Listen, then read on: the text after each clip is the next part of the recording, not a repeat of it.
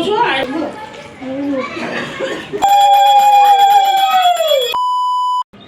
Everyone, welcome back to our new blog. তো সকাল সকাল আরও একটা নতুন ব্লগ নিয়ে তোমাদের সাথে চলে এসেছি। আজকে কিন্তু সরস্বতী পুজো, তার জন্য কিন্তু আমি সকাল সকাল স্নান করে রেডি হয়ে একেবারে ছাদে এসে ব্লগটা শুরু করছি। আমি এখন জামা কাপড় মেলতে এসেছিলাম, আর আমি কিন্তু সরস্বতী পুজোর জন্য একবারে রেডি হয়ে গেছি, মানে অঞ্জলি দেওয়ার জন্য। সরস্বতী পুজোর জন্য না, অঞ্জলি দেওয়ার জন্য রেডি হয়ে গেছি একবারে। একটা নর্মাল চুড়িদার পরেছি, একটা টিপ পরেছি, হালকা লিপস্টিক পরেছি। তো দিদি ওদিকে রেডি হচ্ছে, শাড়ি পরছে, আর বুনু কিন্তু স্নান করছে, ওর এখনও স্নান হয়নি। আমরা পাড়াতেই অঞ্জলি দেবো, আমাদের পাড়াতে হবে 9টার সময়। তো তার জন্য কিন্তু তাড়াতাড়ি করে রেডি হয়ে নিয়েছি। আমিও ভেবেছিলাম শাড়ি পরবো, কিন্তু শাড়ি পরিনি, কারণ অনেকটা দেরি হয়ে যাবে, যেহেতু 9টার সময় অঞ্জলি দেবে। এখন বাজে 8:30টার মতো।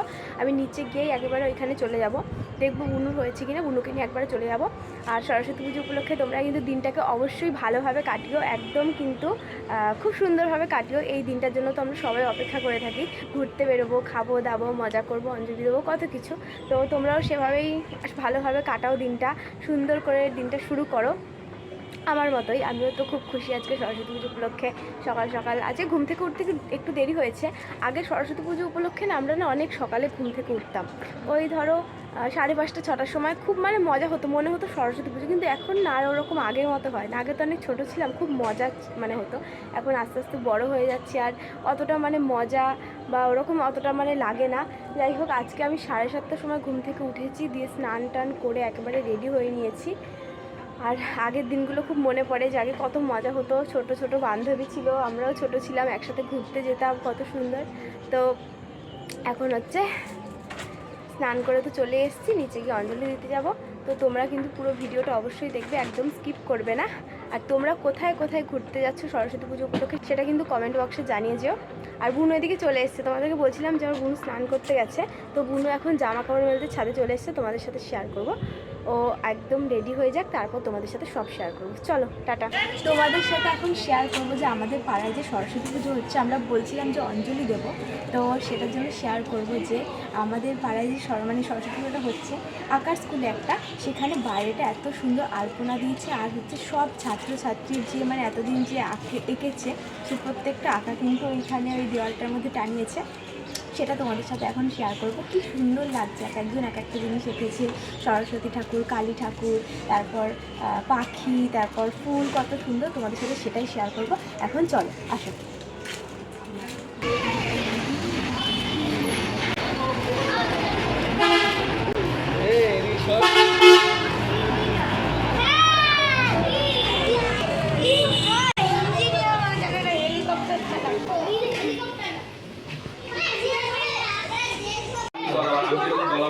ঠাকুর মশাই কিন্তু ফাইনালি চলে এসেছে, আর যেখানে পুজোটা হবে মানে একটা আঁকার স্কুলে, ওখানেও আমরা ফাইনালি চলে এসেছি। তো এখানে সবাই চলে এসেছে, আর দিদি এদিকে কাজ করছে, আমার বড়দিও কাজ করছে।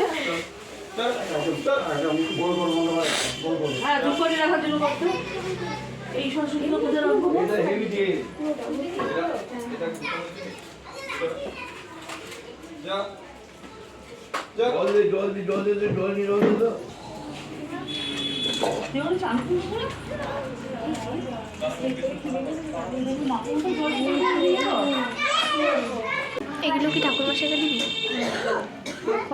সিঁদুর পরাচ্ছে, মানে তীর কাঠিতে সিঁদুর লাগাচ্ছে। আমি জানি না কীভাবে লাগাতে হয়, এভাবে লাগাচ্ছি। এরকমভাবে লাগিয়ে কিন্তু নৈবেদ্য মানে সাজানো হচ্ছে। সব এখন প্রস্তুত করা হচ্ছে আমার। হ্যাঁ হচ্ছে, আমিও জানি না কেমন।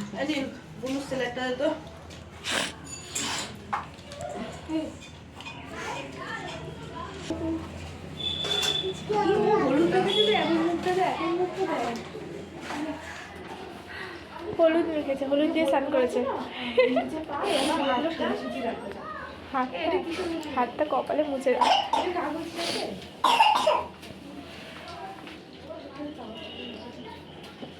ও আজকে হাতি খুঁড়ি দেবে।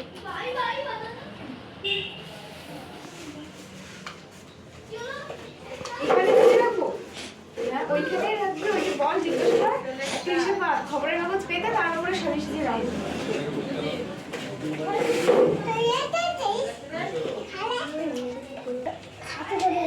হাতে করে দিবি না? তো দেখো এখন কিন্তু পুজোর সব আয়োজন শুরু হয়ে গেছে, সব মানে গুছানো হচ্ছে, দিদি ওদিকে ফল সাজাচ্ছে আর এদিকে বই সাজানো হচ্ছে। আর ঠাকুরটাকে আমার সব থেকে বেশি ভালো লাগছে, ঠাকুরটা কত মিষ্টি দেখতে, তাই না?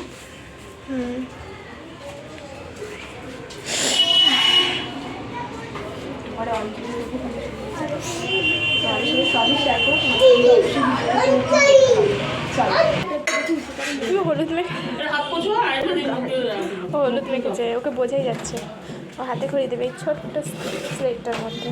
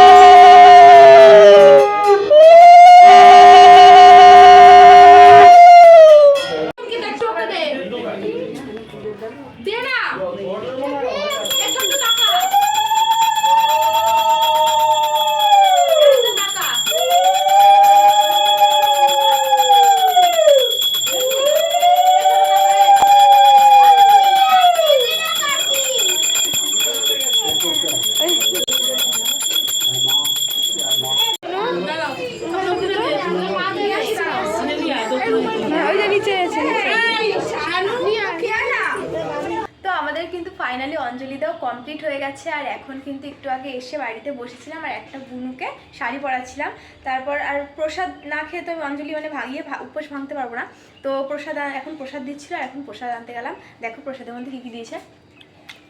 এটা হচ্ছে চিড়ে, দই, তারপর হচ্ছে খই, মুরকি, সব দই আরও অনেক কিছু দিয়ে মাখানো, আর হচ্ছে সেই যে ফল, মিষ্টি, সন্দেশ।